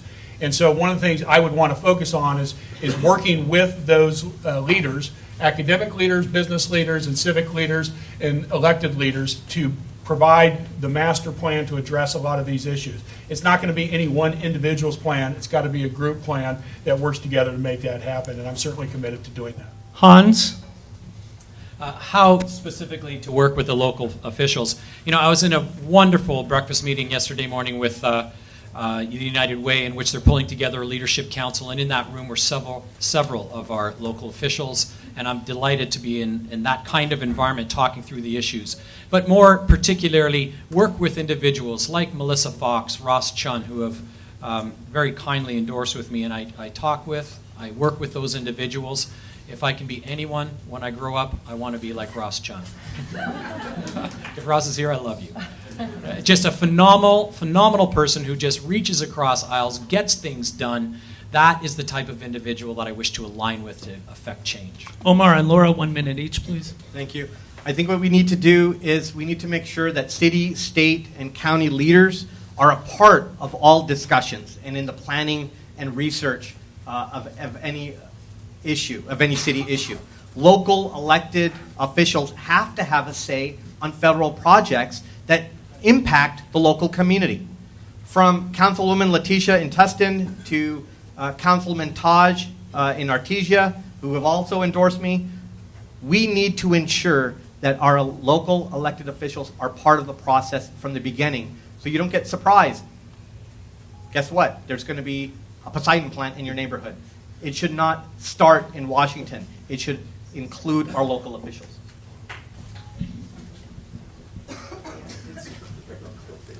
Part of my Envision America 2050 includes Envision 48 by 2048. And as an architect, my background inspires me to put together groups of individuals to do what we call a design charrette.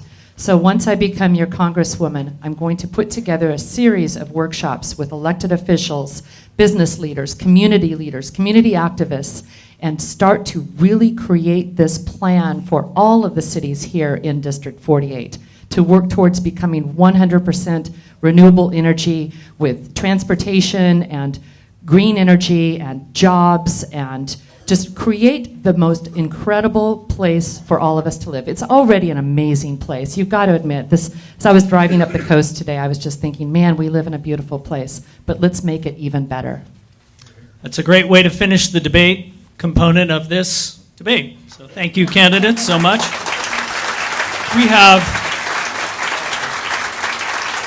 Thank you all for holding your applause. You've been a really tremendous. Thank you so much. We have two very short components of the debate. First is the fill in the blank, and your skills, candidates, not only in answering the question, but in passing the microphone has been stellar so far. So we're going to test it even further. I think the way that we'll do this is We'll start on one side or the other, and if it's okay with you, we'll go down the row, get to the next question, and have the microphone come back. So this should not be a long answer. This should be a very brief answer, very short answer. Fill in the blank. Favorite work of fiction? To Kill a Mockingbird. Tale of Two Cities. Best day ever, written by my wife. Fahrenheit 451. Question 2. The politician you most admire can be living or dead. We're going to exclude the people on the stage. I have a man crush on Adam Schiff right now. I think you know who I'm going to say. Ross Chan. Living or dead? John F. Kennedy. Good ones. What would be your campaign theme song? What will be your campaign theme song? Campaign theme song. Thriller by Michael Jackson. Oh, man, I just, We Are the Champions comes in, but that's probably the wrong thing. I don't know. I'd probably have my youngest son write one for me, but if I didn't do that, it'd be Volunteers of America by Jefferson Starship. It'll be a Beach Boys tune. I don't know. Surfin' USA or California Girl. What's your favorite junk food? French fries with mustard. French fries with mustard. Yellow or Dijon? Yellow. Dijon, we got a little bit of difference there, so you can see that. Oh, man, this is a tough one. I'm like vegetarian health nut. I think it's like blue cheese. Just remember, FBI training, double fiber muffins. I'm sorry. Truth be told. What is your favorite work of nonfiction? The United States Constitution. Good answer. Francis Fukuyama, The End of History and the Last Man. Real You Incorporated by my wife, Kara Ruda. Whole Earth Diet by Laura Robinson Oatman.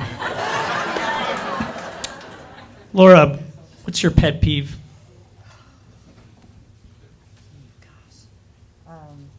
Hypocrisy. You could have said questions about pet peeves. People who get on the elevator before they let other people get off. Probably inauthenticity.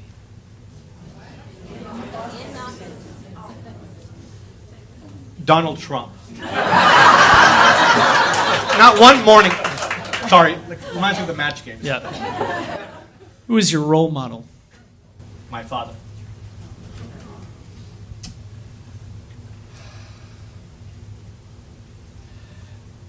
A scientist that I once met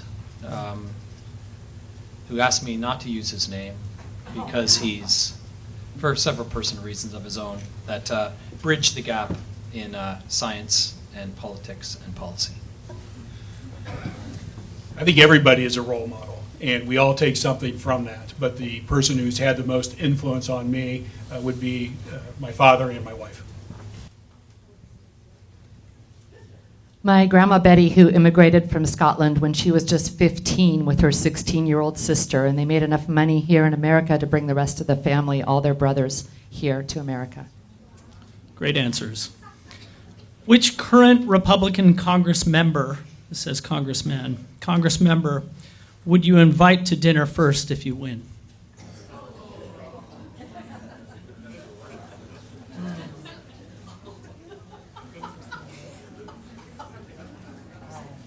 Ted Lieu. I love that guy. Current Republican Oh, sorry, Congress Republican. member. Oh, my gosh. Oh. Congressman or Congresswoman? Congress member. Congress member.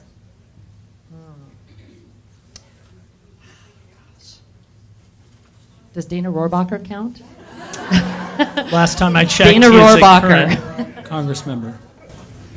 I thought it was Democrat as well, and that would certainly be Congressman Alan Lowenthal. But since it's a Republican, I would invite all of them and all of the Democrats. Let's have a party and figure out how to move our country forward.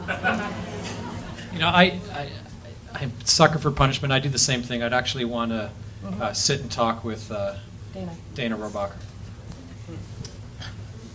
Dana Rohrabacher, when I get the keys to his office.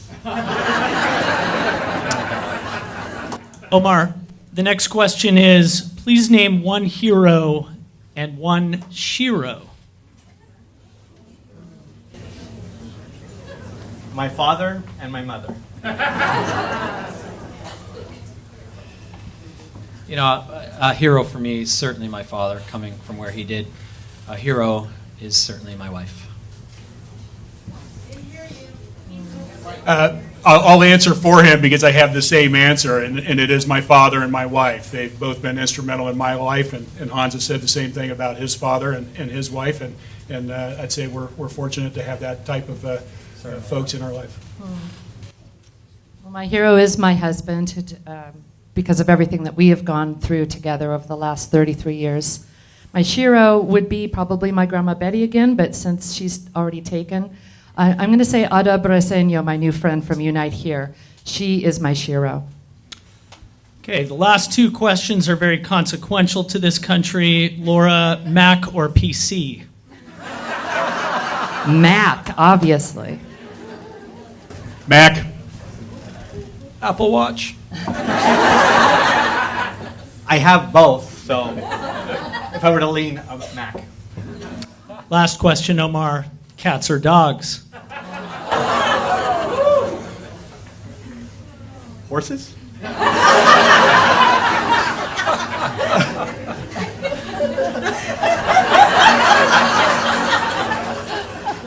I don't have the time to walk a dog, although I wish I did and I grew up with them, so cats. Both. Rescue dogs. Ladies and gentlemen, that concludes all the questions. We're going to move to closing remarks. Candidates, the closing remarks are only going to be 1 minute each. Before you begin, Omar, I'd like to just announce my wife and I are sponsoring a sign-making event for the Women's March. It's right outside here. So if any of you wish to be here, there are snacks we're providing. They are vegetarian, they are vegan snacks that are here, and sign-making materials. So if you plan to participate in the Women's March, you can make your signs here immediately following. I would also like to note that there are, I was just told it was one. Okay, that there are, we're gonna stay with 2 minutes per closing remarks. And the last thing I wanted to say is that there are many candidates, there are many school board members, there are many city council members in this group. There are community college trustees. See if you can find them, seek them out, get to know them. The candidates up here, as well as myself and Kadi, have tables outside. Jerry Shipsky is here, who's running for the 34th Senate District. Please get to know these people if you have the opportunity while you're here today. Thank you for being a wonderful audience. Candidates, we'll move to our closing remarks. You do have 2 minutes each. America is a place of hope and dreams.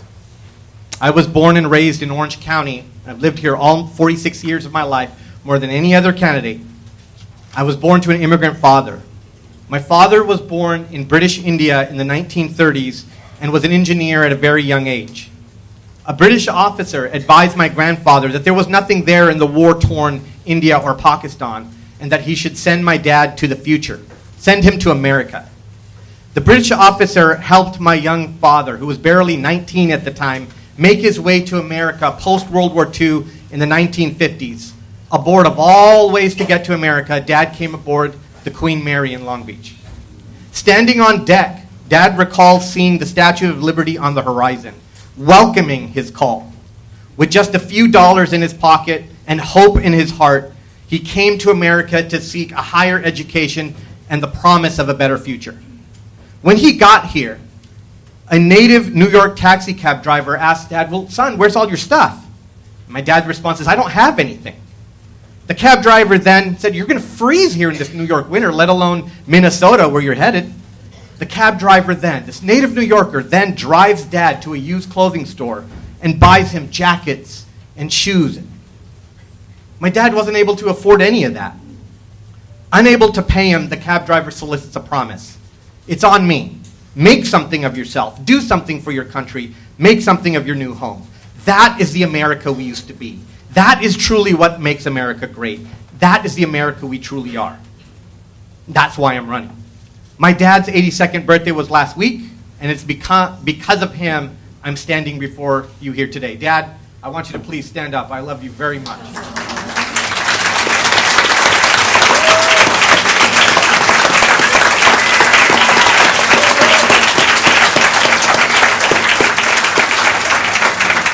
Dad, you're my hero, and please make sure you ask Dad about when I surprised him with a meeting with President Obama. You'd love to tell that story. Please join our team. Please learn more about us. OmarInTheHouse.com. Thank you, everybody. I'm up. Yeah, I'd like to take a minute and address some slander, and I had an attack on me recently. A Republican tracker caught me responding to something of which committees I'd be on in the House. I have had, just to set the record straight on this, I have had discussions with leadership about which committees I'd like to be on. A Republican took that to the Republican Party, got a Republican-friendly reporter, and they put something incredibly out of context. I'd like you to know that I'm not an idiot. I actually do understand that committee appointments are not made to congressional candidates, nor are they made before someone proves themselves and after time and seniority. That comment was taken completely out of context in saying that I'm going to be appointed to these things. They forgot to mention if I'm elected and if I actually have deserved it and gained seniority. So, just wanted to set that up because it's been around. Listen, in closing remarks, I could tell you about our metrics. We've raised more money than every other candidate every single quarter that we've been out. I have more endorsements, and I'm the only candidate with congressmen endorsing me, the very colleagues that I'm going to be with. And I'm very, very pleased to have recently had the Teamsters and others endorse. But what I wanted to leave you with is experience. I'm not reading headlines. I'm not repeating what you want to hear. I have actually worked in the healthcare system for 30 years. In women's issues, I am running an ovarian clinical trial. On immigration, I am an immigrant. I grew up poor on poverty. I did. Most of my family is still poor, and I'm helping them. On education, I've been a professor for 15 years. On homelessness, I've walked it. I'm on a committee. I'm living it. I'm walking it. I want to do this with you, and I'd be proud to be your representative. Please vote for me. Woo!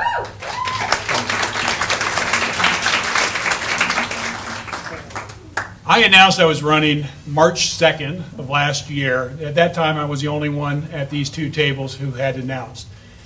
And I chose to run because I was floored by the fact that Donald Trump had won the presidency of the United States. And like you, who are in this room right now today and engaged in this democratic process, I too decided it was time to step up and do what's right for our country. So without any polling, without any idea what my chances would be, I made the decision to run for Congress to defeat Dana Rohrabacher. As we sit here today, I'm very proud of the campaign that we've accomplished so far. We have raised more money than any other challenger in the history of this district. We have more endorsements than anybody else. We have a majority of the Democratic mayors from the district. We have 6 unions who have endorsed our campaign, and we have thousands and thousands of donors and volunteers. But the reality is, none of that matters unless I earn your vote and the other people that are going to the booth on June 5th and again in November. And I'd ask for your support. I believe I have the passion, the compassion, the leadership, and the ability to win this race. And with your support, I know I can. Thank you.